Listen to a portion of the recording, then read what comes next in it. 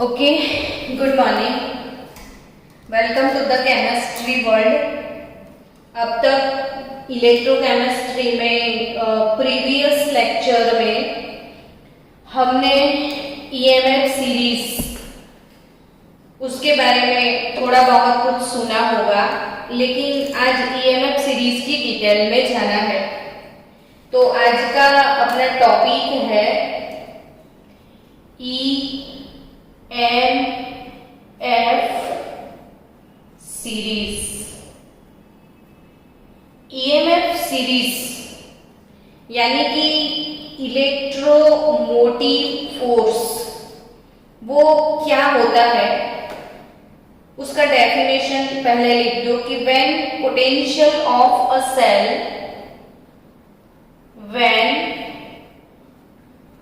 potential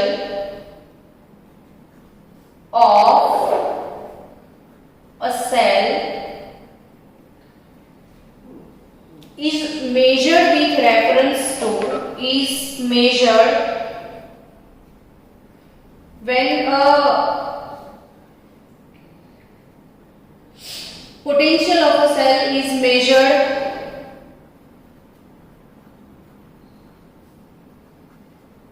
with reference to standard hydrogen electrode.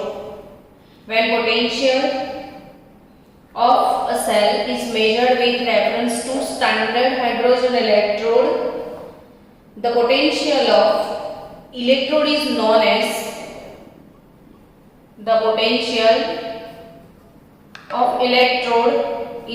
as EMF.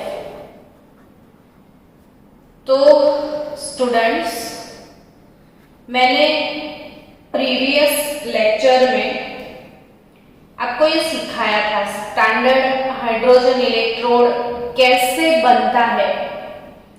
जिन बच्चों ने अभी तक लेक्चर 1, 2, 3 नहीं देखा है तो नहीं समझ में आएगा, तो आप लेक्चर 1, 2, 3 कंप्लीट कर लो।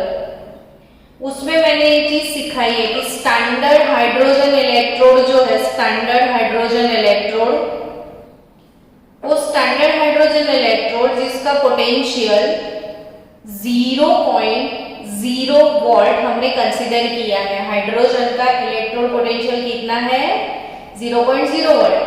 इसका फायदा क्या हुआ कि भाई आज मुझे इच्छा है कि सिल्वर का पोटेंशियल कितना है, मुझे नहीं पता है, तो सिल्वर का पोटेंशियल मुझे मेजर करना है, तो मैं क्या कर सकती हूँ कि सिल्वर का पोटेंशियल मुझे नहीं पता है सिल्वर का पोटेंशियल x, लेकिन मुझे पता है कि इसका पोटेंशियल, तो हाइड्रोजन गैस का पता है मुझे 0.0 वोल्ट, तो मैं सिल्वर का रॉड ऐसे रख दूं, फिर बाजू में मैं हाइड्रोजन इलेक्ट्रोड, गैस इलेक्ट्रोड ऐसे रख दूं, फिर दोनों को कनेक्ट करके बैटरी बना दूं, इधर मैं पोटेंशियोमीटर रख दूं और पोटेंशियोमीटर मुझे एक रीडिंग शो ऑफ करेगा। तो वो रीडिंग की वजह से मुझे पता चलेगा कि सिल्वर का पोटेंशियल कितना है, क्योंकि हाइड्रोजन का तो 0.0 वोल्ट है और actually what is cell potential, तो it is nothing but difference between cathode and anode. अब हाइड्रोजन एक का 0 है, तो जो भी पोटेंशियल है वो ऑब्वियसली दूसरे इलेक्ट्रोड का होता है। यानी कि समझो बच्चों कि हमारे पास जितने भी इलेक्ट्रोड है, उन सब इलेक्ट्रोड का पोटेंशियल भी है, तो वो पोटेंशियल हमने कैसे कैलकुलेट किया, तो वो पोटेंशियल हमने हाइड्रोजन को एज अ रेफरेंस यूज करके कैलकुलेट किया। नावाडेज हम हाइड्रोजन यूज नहीं करते हैं, कैलोमल इलेक्ट्रोड यूज करते हैं। कैलोमल यानी Hg2Cl2, कैलोमल बोलते हैं इसको। कहीं ये वर्ड आए ना तो आप याद रखना कैलोमल यानी Hg2Cl2, मर्क्यूरी 2 क्लोराइड, इलेक्ट्रोड होता है। तो क्योंकि हाइड्रोजन गैस में गैस का प्रेशर मेंटेन करना होता है, सॉल्यूशन का कंसंट्रेशन मेंटेन करना होता है, वो चीज़ें थोड़ी बहुत प्रॉब्लमेटिक होती है, तो इसलिए हम कैलोमल इलेक्ट्रोड भी एज ए स्टैंडर्ड यूज कर सकते हैं। तो जस्ट फॉर इंफॉर्मेशन मैंने सिखाया, अभी हमें इसकी जरूरत नहीं है। अब हमको ये सीखना है कि ये जितने भी इलेक्ट्रोड थे सबके पोटेंशियल कैलकुलेट करने के बाद हमने जितने भी इलेक्ट्रोड थे सबके पोटेंशियल, यहाँ पे आप देख सकते हो ईएमएफ सीरीज लिखा हुआ है। तो ये जो ईएमएफ सीरीज में आप देखो, सबसे पहले फ्लोरीन है, फिर कोबाल्ट है, हाइड्रोजन पेरोक्साइड है, परमैंगनेट है, डिफरेंट इलेक्ट्रोड्स, और इसके डिफरेंट ई नॉट के वैल्यूज है। लेकिन आपको यहाँ पे ये समझना है कि ये जो वैल्यू है सबसे टॉप पे 2.87 है। तो ये जितने भी इलेक्ट्रोड है इन सबके इलेक्ट्रोड पोटेंशियल जो कि IUPAC ने as a standard reduction potential को डिक्लेयर किया है, तो सबके स्टैंडर्ड रिडक्शन पोटेंशियल कैलकुलेट कर लिए गए। फिर सबके रिडक्शन पोटेंशियल को डिक्रीजिंग ऑर्डर में अरेंज किया, डिक्रीजिंग ऑर्डर में। तो आपको बाय हार्ट करना है कि जो सीरीज है उसकी टॉप पे कौन है। तो हमारे सीरीज की टॉप पे है फ्लोरीन, सीरीज की टॉप पर कौन है, फ्लोरीन। तो सीरीज की टॉप पर फ्लोरीन गैस है और सीरीज का जो बॉटम है, बॉटम पे कौन है, लिथियम है।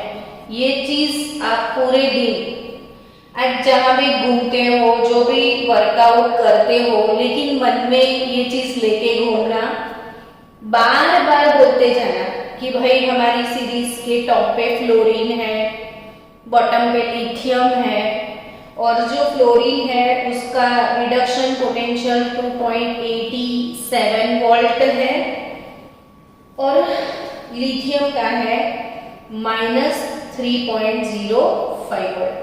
अब ये चीज याद क्यों करनी, तो देखो ये हाईएस्ट पोटेंशियल दिख रहा है और ये लोएस्ट दिख रहा है। तो ये हाईएस्ट, ये लोएस्ट, यानी हमारा जो सीरीज है वो डिक्रीजिंग ऑर्डर में है। तो ये चीज पक्के से दिमाग में सेट कर लो कि हमारा जो ईएमएफ सीरीज पूरा बनाया है वो सीरीज में जितने भी इलेक्ट्रोड्स है सबका standard reduction potential decreasing order में है, मतलब हाई टू लो। तो जो हाईएस्ट है वो फ्लोरीन, लोएस्ट है वो लिथियम। अब एकदम आराम से सोचने का कि फ्लोरीन मेटल है या फिर नॉन मेटल है, तो आपके दिल से आंसर आया होगा कि फ्लोरीन तो गैस है। फ्लोरीन तो क्या है, गैस है। गैस को मतलब गैस डक्टाइल नहीं होता, गैस मैलिएबल नहीं होता, यानी गैस को आप हथौड़ा मार के एक उसका पतला सा वो शीट नहीं बना सकते, गैस का वायर नहीं बना सकते उसको खींच के, तो ये नॉन मेटल है। जिसका पतला सा शीट बनता है, जिसका वायर निकलता है, वो मेटल होता है। तो आपके दिल से ये आवाज आया होगा कि फ्लोरीन नॉन मेटल है और लिथियम मेटल है। अब आप भूल गए हो तो मैं आपको एक चीज रिवाइज करवा दूं कि मेटल की टेंडेंसी क्या होती है, इलेक्ट्रॉन लूज करने की। नॉन मेटल की टेंडेंसी क्या होती है, इलेक्ट्रॉन गेन करने की। ये चीजें आपको रट्टा ना मारनी पड़े, समझ के करोगे ना तो LIC की पॉलिसी की तरह होगा आपके साथ ये नॉलेज, जिंदगी के साथ भी, जिंदगी के बाद भी।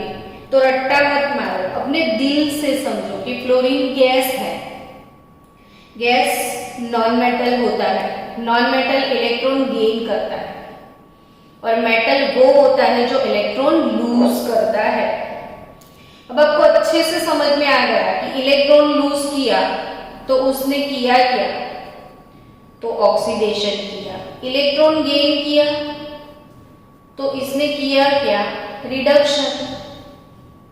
इलेक्ट्रॉन लूज करो तो ऑक्सीडेशन, इलेक्ट्रॉन गेन करो तो रिडक्शन। तो कॉमन फंडा कि मेटल जो है वो हमेशा इलेक्ट्रॉन लूज करते हैं, यानी कि जो मेटल है वो खुद हमेशा ऑक्सीडाइज होते हैं, तो वो दूसरों को क्या करेंगे, रिड्यूस करेंगे।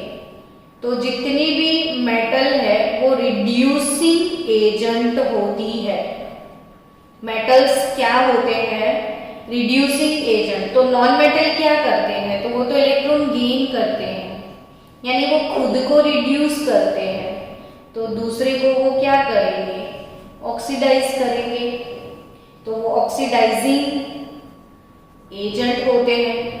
यानी अब नॉन मेटल तो ये ऑक्सीडाइजिंग एजेंट, और ये मेटल तो वो रिड्यूसिंग एजेंट है ना। इतने सारे एमसीक्यू ये वाले पॉइंट में घुसे हैं।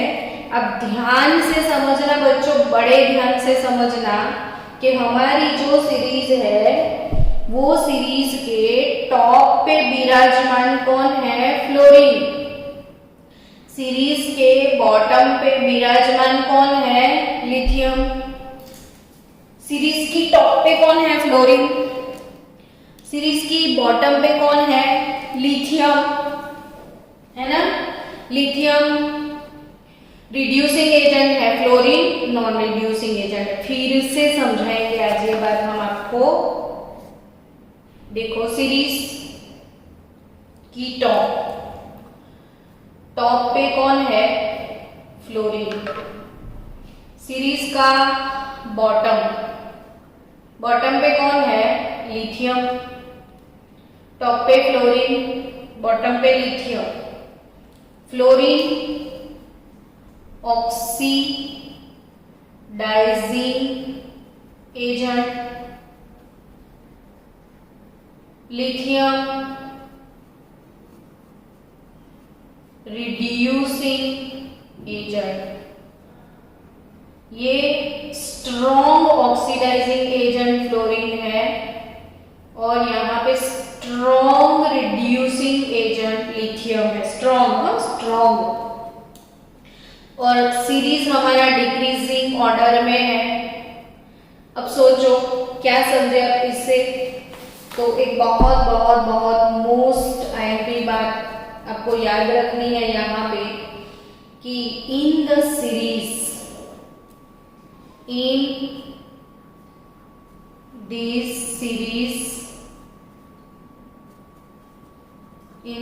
series when we move from top to bottom, tendency top to bottom, tendency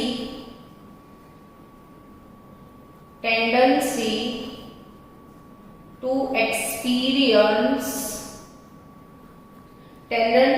experience oxidation,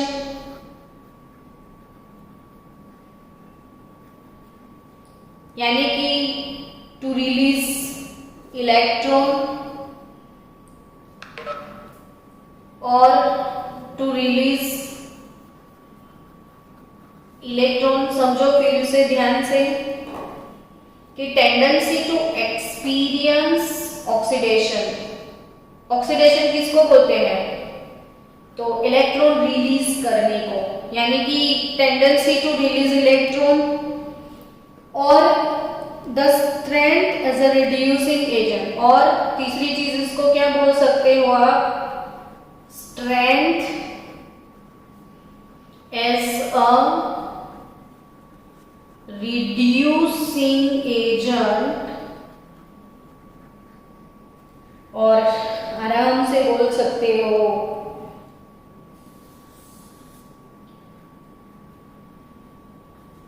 increases. क्या बोल सकते हो आप, इंक्रीजेस। तो इंक्रीजेस यानी कि समझो ध्यान से ऊपर वाला स्ट्रॉन्ग ऑक्सीडाइजिंग एजेंट। बॉटम वाला क्या हो गया? Strong reducing agent. तो जब आप टॉप टू बॉटम मूव करोगे यानी डिक्रीजिंग ऑर्डर फॉलो करोगे तो टेंडेंसी टू एक्सपीरियंस ऑक्सीडेशन और रिलीज इलेक्ट्रॉन और strength as a reducing agent increases. अब ये बोलोगे कि क्या कुछ समझ में नहीं आ रहा है, आप क्या बोल रहे हो? तो एग्जाम में आपके शायद एक्सरसाइज में एक आधा क्वेश्चन हो सकता है और यहाँ से क्वेश्चन ऑब्वियसली मैंने बहुत बहुत बहुत बार एग्जाम में ऐसे क्वेश्चन देखे हैं। तो एक क्वेश्चन से मैं आपको समझाती हूँ कि क्वेश्चन कैसे यहाँ से आ सकता है। तो the values of standard reduction potential, question लिखो कि the values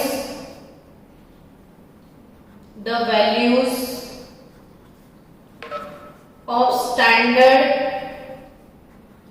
reduction potential, the values of standard reduction potential of x, y, z are x, y, z are 0.34 volt, 0.80 volt and -0.45 volt। हमको 3 electrode और उसके potential ऐसे दिए गए हैं। आपको क्या डिसाइड करना है कि mention there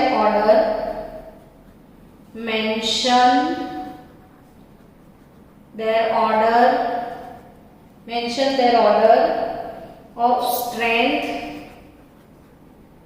as a reducing agent, strength as a reducing agent। तो इसको मेंशन करना है कि भाई कौन ज्यादा स्ट्रॉन्ग रिड्यूसिंग एजेंट है। तो ऐसे क्वेश्चंस मैंने बहुत बार कॉम्पिटिटिव लेवल्स में देखे हैं। तो यही मोस्ट इंपॉर्टेंट चीज है इलेक्ट्रोकेमिस्ट्री की, समझना कि क्वेश्चन ऐसे आता है। फिर ऑप्शन होते हैं कि भाई z greater than x greater than y, whatever, 4 option ऐसे होंगे। अब हम डिसाइड करेंगे कैसे। तो सबसे पहला काम ये करो कि जिनके पोटेंशियल दिए गए हैं उनको ऐसे पहले लिख दो आराम से। x का कितना है तो 0.34 वोल्ट, फिर y का है 0.80 वोल्ट और फिर Z का है -0.45 वोल्ट। सबसे पहले तीनों के पोटेंशियल लिख देने के बाद इन तीनों को अपनी EMF सीरीज में जैसे है वैसे अरेंज करना है। अब EMF सीरीज में ये लोग कैसे हैं तो डिक्रीजिंग ऑर्डर में, हाई टू लो। तो इसके हिसाब से सबसे पहले Y आएगा 0.80 वोल्ट, फिर आएगा x 0.34 वोल्ट और फिर आएगा z -0.45 वोल्ट। हो गए EMF सीरीज के जैसे, यानी डिक्रीजिंग ऑर्डर में रख दिया। अब डिक्रीजिंग ऑर्डर में ऐसे रख दो। हमारी EMF सीरीज की सोचो कि टॉप पे non metal oxidising agent, bottom पे मेटल है तो रिड्यूसिंग एजेंट। जब टॉप टू बॉटम हम मूव होते हैं तो strength as a oxidising agent decreases while strength as a reducing agent increases. Common logic, ऊपर वाला ऑक्सीडाइजिंग है, नीचे वाला रिड्यूसिंग है, यानी ऊपर से नीचे आओगे तो ऑक्सीडाइजिंग पावर कम होगा, रिड्यूसिंग पावर इंक्रीज होगा। अब यहाँ पे आपको क्या पूछा है, strength as a reducing agent पूछा है ना, तो बॉटम वाला रिड्यूसिंग की तरफ जाता है। तो यहाँ पे स्ट्रॉन्ग रिड्यूसिंग एजेंट Z होगा और वीक रिड्यूसिंग, तो आपका ऑर्डर क्या बनेगा, Z greater than X greater than Y। क्योंकि जब टॉप टू बॉटम जाओगे तो strength as a reducing agent increase होगा। आई बात समझ में? तो strength as a reducing agent increase होता है, ये चीज आपको समझनी है। तो इस तरीके से आपको ये क्वेश्चन करेक्ट करने हैं, ऐसे क्वेश्चन। अब आई थिंक समझ में आ गया कि नहीं आया ना बच्चों, सबको समझ में? तो चलो उसको लेके अब दूसरी चीज फिर से एक बार कि ईएमएफ सीरीज से अब क्या सीखे। तो टॉप पे फ्लोरीन, बॉटम पे लिथियम, टॉप पे ऑक्सीडाइजिंग एजेंट, बॉटम पे reducing agent, top to bottom move होते हैं तो strength as a reducing agent increases. अब इसको यूज कैसे करना है वो सीखना है हमको। तो हम यूज कैसे करेंगे इसको वो सीखते हैं।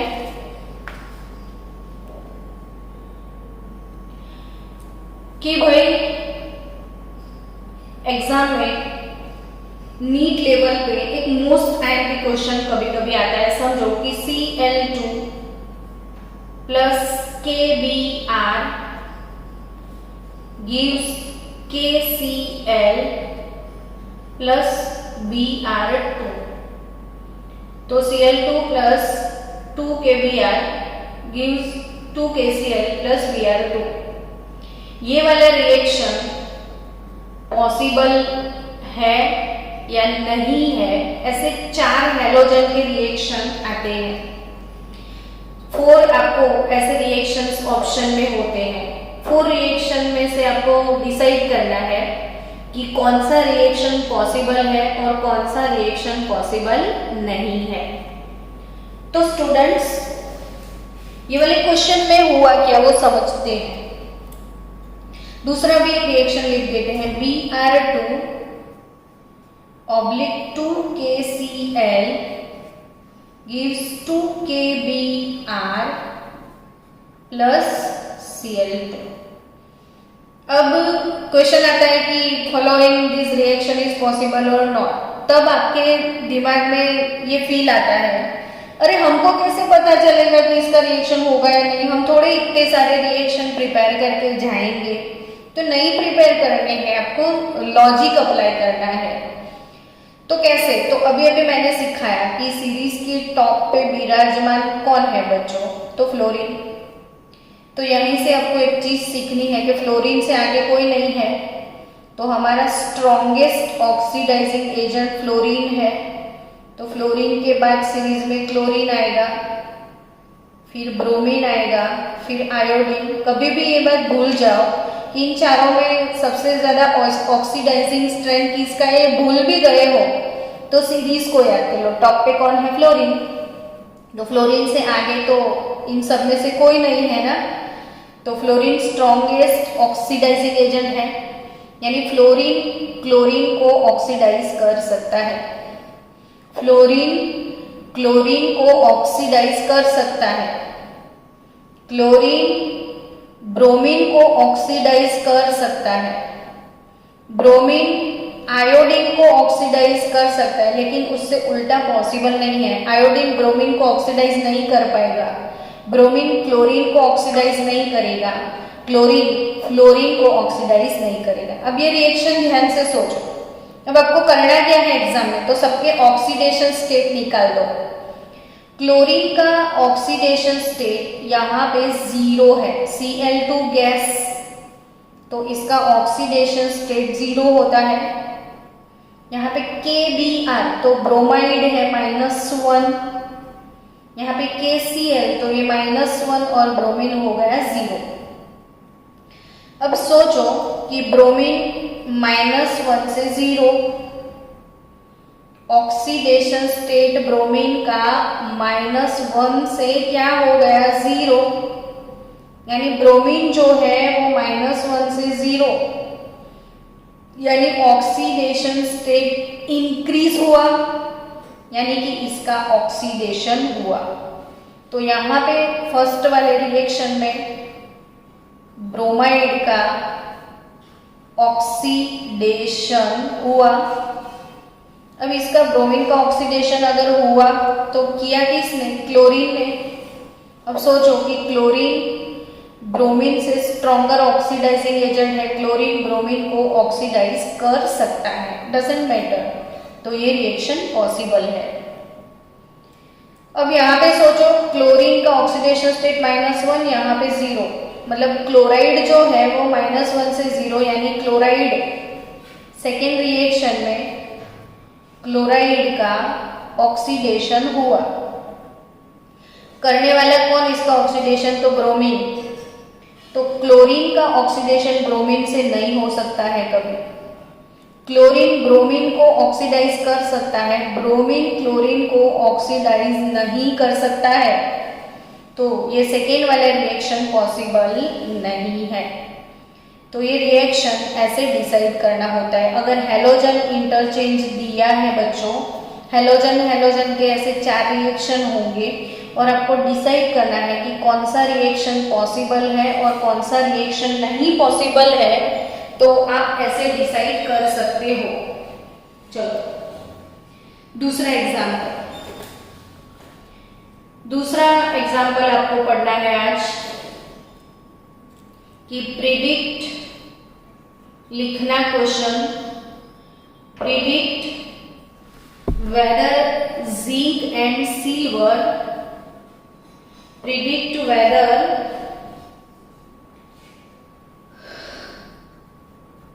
zinc and silver react with 1 molar H2SO4 to give out hydrogen gas, to give out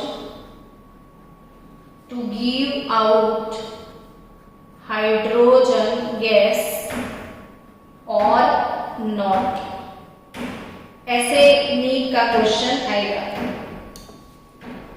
कि भाई जिंक और सिल्वर रॉड को आपके पास सल्फ्यूरिक एसिड का 1 मोलर H2SO4 का सॉल्यूशन है।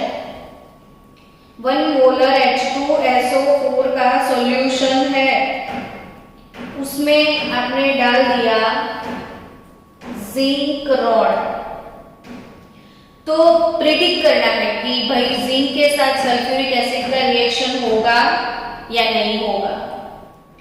तो सोचो कि जिंक प्लस H2SO4 तो बनेगा क्या? जिंक सल्फेट और रिलीज होगा हाइड्रोजन गैस।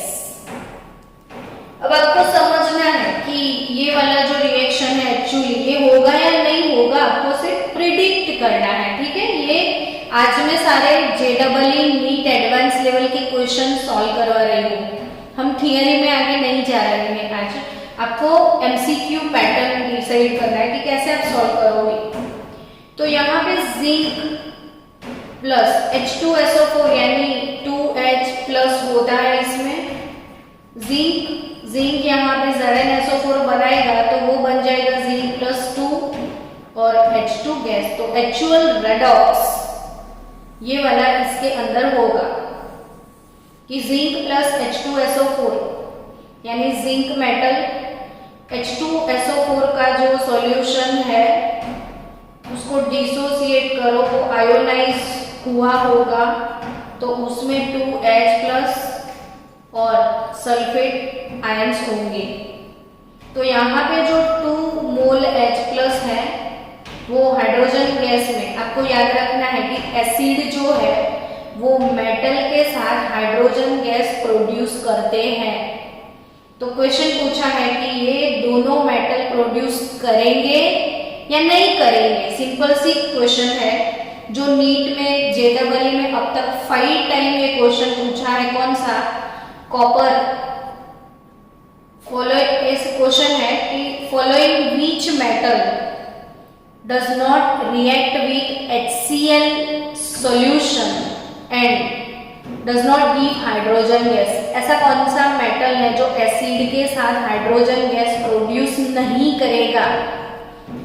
तो ऐसे क्वेश्चंस है, कैसे करेक्ट करोगे पहले वो समझाती हूँ, फिर उसके बाद में एक शॉर्टकट ट्रिक भी सिखाती हूँ। पहले लॉन्ग कट, बाद में शॉर्टकट, क्योंकि हर एक चीज में long cut follow shortcut follow नहीं कर सकते हो आप। Zinc 2H plus give Zn plus 2 plus H2, ये एक्चुअल रेडॉक्स हुआ। अब सोचो इसमें एनोड कौन, तो यहाँ पे जिंक 0 है और जिंक प्लस 2 हो गया, यानी जिंक का ऑक्सीडेशन हुआ और हाइड्रोजन का रिडक्शन हुआ, यानी जिंक हमारा एनोड है और हाइड्रोजन हमारा कैथोड है। जिंक हमारा एनोड और हाइड्रोजन हमारा क्या बन जाएगा, कैथोड। आपको सोचना क्या है, कौन एनोड कौन कैथोड। अब क्या करोगे, तो आप ई नॉट सेल कैलकुलेट करोगे। तो ई नॉट सेल कैलकुलेट करने के बाद E naught cathode minus E naught anode. आपको एग्जाम में पोटेंशियल दिए होते हैं। जिंक का पोटेंशियल है E naught Zn plus 2 oblique Zn minus 0.76 volt और H2SO4 यानी एसिड यानी H+H+ यानी हाइड्रोजन का 0 है, सबको पता है। Now cathode minus anode, cathode कौन है हमारा हाइड्रोजन, तो ये 0.0 वोल्ट। एनोड कौन है, तो माइनस 0.76 वोल्ट। तो our answer is 0.76 volt plus answer है ई नॉट सेल। अब ई नॉट सेल जो है वो बच्चों ग्रेटर देन 0 आता है। तो ई नॉट सेल अगर ग्रेटर देन 0 आता है, greater than 0, if EMF of the cell comes out to be positive, hence the reaction takes place, यानी ये रिएक्शन पॉसिबल है।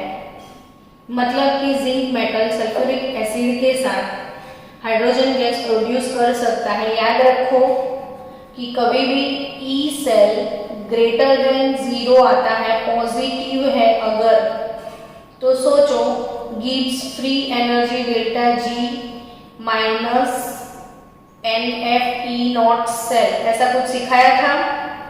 अगर ई सेल ग्रेटर देन 0 है तो ये वैल्यू पॉजिटिव है, तो डेल्टा जी का वैल्यू नेगेटिव आएगा और डेल्टा जी यानी गिव्स free energy less than 0, then reaction will be spontaneous. Delta G का वैल्यू लेस देन 0 होता है तो रिएक्शन हमेशा स्पॉन्टेनियस होता है, अपने आप हो जाता है। समझे आप। अब सेम सिल्वर रॉड के बारे में सोचो कि सिल्वर का जो रॉड है उसको आपने प्लेस आउट किया सल्फ्यूरिक एसिड के सॉल्यूशन में, तो Ag plus H2SO4 gives Ag2SO4 plus hydrogen gas. तो अब रिलीज होगा कि नहीं वो सोचना है आपको। सो स्टूडेंट यहाँ पे भी आपको कुछ नहीं करना है, ई नॉट सेल कैलकुलेट करना है। What is actual redox here, तो Ag2H plus gives 2Ag plus H2 gas, ये रेडॉक्स होने वाला है। सिल्वर बनेगा एनोड, हाइड्रोजन बनेगा कैथोड। अब E naught cell, E naught cathode minus E naught anode करना पड़ेगा। कैथोड हाइड्रोजन है 0.0 वोल्ट, अब एनोड सिल्वर का कितना होता है, तो ई नॉट EMF सीरीज में भी आप देख सकते हो टेक्स्ट बुक में, तो सिल्वर का पोटेंशियल है 0.80 वोल्ट।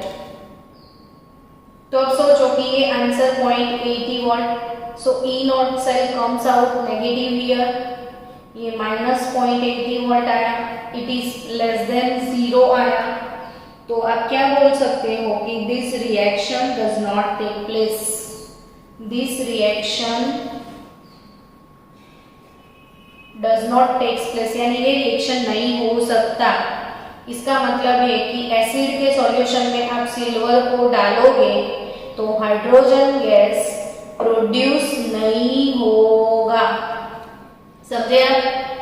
अब शॉर्टकट ट्रिक क्या है, तो shortcut trick metal reactivity series है। देखो मेटल रिएक्टिविटी सीरीज में आप यहाँ पे देख सकते सकते हो हाइड्रोजन को। मेटल रिएक्टिविटी सीरीज में यहाँ पे कौन है, हाइड्रोजन।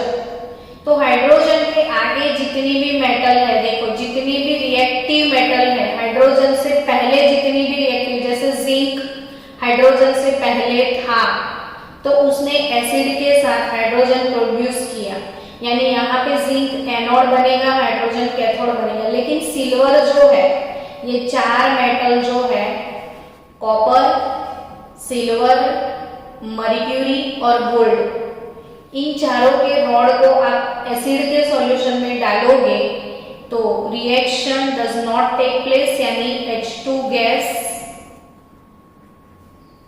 Will not released. तो यहाँ पे H2 गैस रिलीज नहीं हो सकता। तो कौन सी ऐसी चार मेटल है जो एसिड के साथ रिएक्शन करके हाइड्रोजन गैस प्रोड्यूस नहीं करेगी? वो चार मेटल है कॉपर, सिल्वर, मर्क्यूरी और गोल्ड। कॉपर, सिल्वर, मर्क्यूरी और गोल्ड जो कि हाइड्रोजन के बाद में है, रिएक्टिविटी सीरीज के बाद में है। पहले वाली कितनी भी मेटल एसिड में डाल दो H2 गैस प्रोड्यूस करेगी, उसके बाद वाली मेटल H2 गैस प्रोड्यूस नहीं करेगी। सो स्टूडेंट,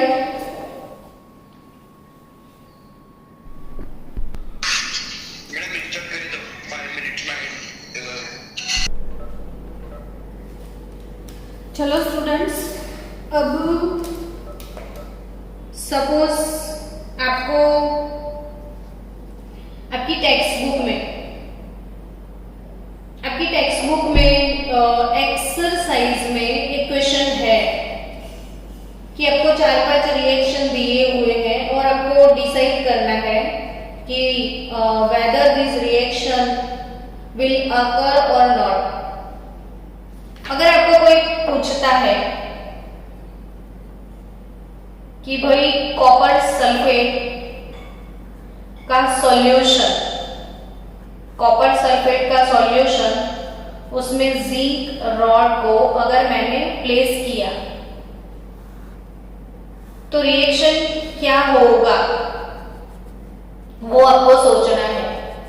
हमारे पास सॉल्यूशन है यहाँ पे कॉपर सल्फेट का, इसमें आपने प्लेस आउट किया है जिंक रॉड। तो अगर जिंक रॉड हम प्लेस करते हैं कॉपर सल्फेट के सॉल्यूशन में तो ये रिएक्शन पॉसिबल है या नहीं है, वो सोचना है। अब इसके लिए आपको क्या चाहिए, तो सबसे पहले जिंक का जो है वो पोटेंशियल चाहिए कि जिंक का पोटेंशियल कितना है, तो भाई -0.76 वोल्ट है। और E not copper plus 2 oblique copper का जो सॉल्यूशन है वो है 0.34 वोल्ट। चलो अब कैसे प्रिडिक्ट करोगे कि ये होगा या नहीं होगा, वो समझते हैं।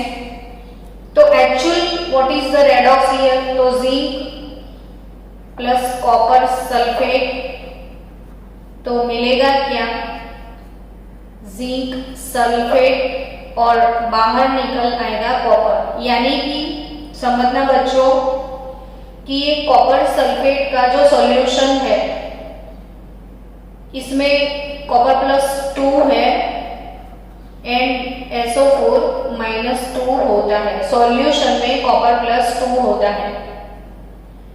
अब वो जितने भी कॉपर प्लस 2 ये सॉल्यूशन में है, कॉपर प्लस 2 का सॉल्यूशन ब्लू कलर का होता है, इसलिए मैंने ब्लू स्केच पेन यूज किया। तो जितने भी कॉपर प्लस 2 है वो कॉपर प्लस 2 इलेक्ट्रॉन गेन करके कॉपर मेटल यहाँ पे वो डिपॉजिट होने लग जाएंगे। अब आधे घंटे के बाद ये रॉड को बाहर निकालोगे ना तो रॉड के ऊपर कॉपर का कोटिंग हो चुका होगा। ये वाला प्रैक्टिकल हमने क्लास में किया था जब हम नालंदा स्कूल में जाते थे ना, तो बीकर में ये एक्सपेरिमेंट किया था, आपको याद होगा। तो ये जो जिंक का रॉड है उसके ऊपर पूरा कॉपर चिपक जाएगा और जिंक रॉड जो कि मेल्ट होगा और वो जिंक प्लस 2 और 2 इलेक्ट्रॉन लूज करेगा। तो जिंक जो 2 इलेक्ट्रॉन लूज करता है, जिंक जो 2 इलेक्ट्रॉन लूज करता है वही 2 इलेक्ट्रॉन कॉपर गेन करता है और जिंक मेल्ट होकर सॉल्यूशन में जाएगा। तो कॉपर के बदले जिंक आ जाएगा यहाँ पे, तो कॉपर सल्फेट के बदले जिंक सल्फेट प्रोड्यूस होगा और जिंक सल्फेट जो कि व्हाइट कलर का है जबकि कॉपर सल्फेट ब्लू कलर का है। तो जिंक सल्फेट का कलर व्हाइट है। अब ब्लू कलर के सॉल्यूशन में व्हाइट सब्सटेंस बनने लग जाए तो intensity of blue colour will decreases, यानी ब्लू कलर फेड अप होता जाएगा, लाइट होता जाएगा, सॉल्यूशन व्हाइट होता जाएगा। समझे? तो ये रिएक्शन पॉसिबल है या नहीं, पहले प्रिडिक्शन करना है। तो कैसे करोगे? तो प्रिडिक्शन करने के लिए आपको ई नॉट सेल कैलकुलेट करना पड़ता है। तो E naught cell cathode minus anode.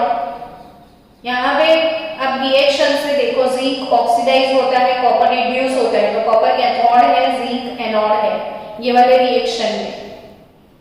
तो यहाँ पे कैथोड माइनस एनोड करो तो 0.34 प्लस 0.76 1.1 वोल्ट ग्रेटर देन 0 आया। ई नॉट सेल ग्रेटर देन 0 आया, मतलब कि ये रिएक्शन होगा और पॉसिबल है। अब इसका ऑपोजिट रिएक्शन आप सोचो, जिंक सल्फेट का सॉल्यूशन ले लो, जिंक सल्फेट का सॉल्यूशन रख दो और कॉपर सल्फेट, कॉपर का रॉड आपको प्लेस करना है जिंक सल्फेट के सॉल्यूशन में। तो अब रिएक्शन कैसे बनेगा? Cu ZnSO4 gives CuSO4 plus Zn, यानी कॉपर जो है वो सॉल्यूशन में जाएगा और जिंक रिप्लेस होगा। तो यहाँ पे कॉपर ऑक्सीडाइज होता है, यानी कॉपर एनोड बन गया, जिंक कैथोड बन गया। आपने उल्टा कर दिया, जिंक सल्फेट के सॉल्यूशन में कॉपर डाल दिया तो कॉपर हमारा एनोड और जिंक का सॉल्यूशन जो कि है वो कैथोड है। अब E naught cell cathode minus anode करोगे तो नेगेटिव आएगा और नेगेटिव पॉसिबल नहीं है, तो इसीलिए ये वाला रिएक्शन पॉसिबल नहीं है। तो ये रिएक्शन पॉसिबल नहीं है। सेम वे, चलो नेक्स्ट क्वेश्चन अगर किसी ने पूछ लिया कि भाई करीना कपूर है, करीना कपूर बाथरूम धो रही थी, तो बाथरूम वॉश करते करते उसकी सिल्वर रिंग जो उसने पहनी थी, वो सिल्वर का रिंग एसिड के बॉटल में गिर गया। सिल्वर का रिंग बाथरूम वॉश करते करते एसिड के बॉटल में गिर गया, तो क्या वो टेंशन है या नहीं है, ऐसा क्वेश्चन है। तो सिल्वर का रिंग एसिड के सॉल्यूशन में गिर गया, ऐसा क्वेश्चन बना दिया, तो ये रहा आपके ऊपर सॉल्यूशन, सिल्वर और एसिड। अगर सिल्वर और एसिड तो 2Ag++H2 ये वाला रिएक्शन होगा। तो अब होगा कि नहीं, पहले तो क्वेश्चन हो, ये रिएक्शन होना चाहिए इसमें, तो होगा कि नहीं होगा। तो कैथोड माइनस एनोड करो, सिल्वर कैथोड मतलब हाइड्रोजन, एसिड मतलब हाइड्रोजन, वो कैथोड है यहाँ पे, तो 0 सिल्वर का पोटेंशियल 0.80, तो ये लेस देन 0.80 आया, तो ये वाला रिएक्शन पॉसिबल नहीं है। तो सिल्वर का रिंग अगर एसिड के सॉल्यूशन में गिरता है तो कोई बात नहीं, कोई रिएक्शन नहीं होने वाला है, so no worries about at all. तो आप ये क्वेश्चन मुझे सॉल्व करके भेजना बच्चों कि आपके घर में एल्यूमिनियम का डिश है, एल्यूमिनियम का प्लेट है आपके घर में, तो एल्यूमिनियम के प्लेट में आपको अचार खाना है। अचार समझते हो ना, अथाणु। तो एल्यूमिनियम के प्लेट में अथाणु या अचार हम यहाँ पे रख के खा सकते हैं या नहीं खा सकते हैं, वो इसका आंसर आप मुझे भेजोगे। एल्यूमिनियम की डिश में अचार खा सकते हैं या नहीं खा सकते हैं, वो आप मुझे आंसर लिख के भेजना। दूसरा क्वेश्चन मैं आपको दे रही हूँ, can a solution of 1 molar copper sulphate can a solution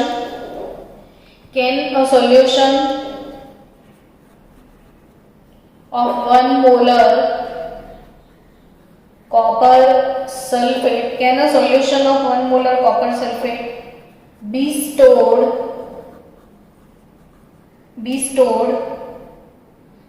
in a vessel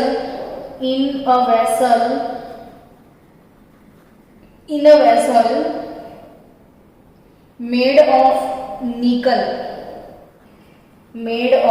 nickel, यानी निकल का जो वेसल है उसमें कॉपर सल्फेट का सॉल्यूशन आप स्टोर कर सकते हो या नहीं कर सकते हो, उसका आंसर आप मुझे भेजना। और जो भी आंसर आप देते हो तो उसका सॉल्यूशन भी आपको मुझे बताना पड़ेगा। इसके साथ साथ दूसरा क्वेश्चन, कैन अ निकल spatula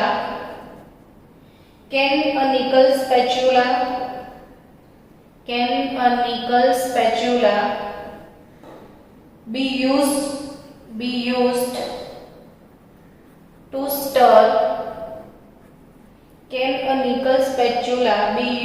to stir a solution of copper sulfate? Support your answer with a great reason. तो ये दो क्वेश्चन जो है इसके आंसर मुझे भेजना। Can a solution of copper sulphate be stored in a vessel made up of nickel, और can nickel spatula be used to stir a solution of copper sulphate.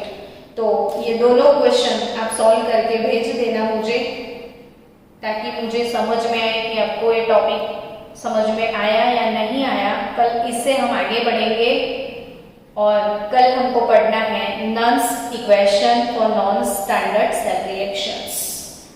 तो ये हो गई यूटिलाइजेशन ऑफ ईएमएफ सीरीज। मिलते हैं कल।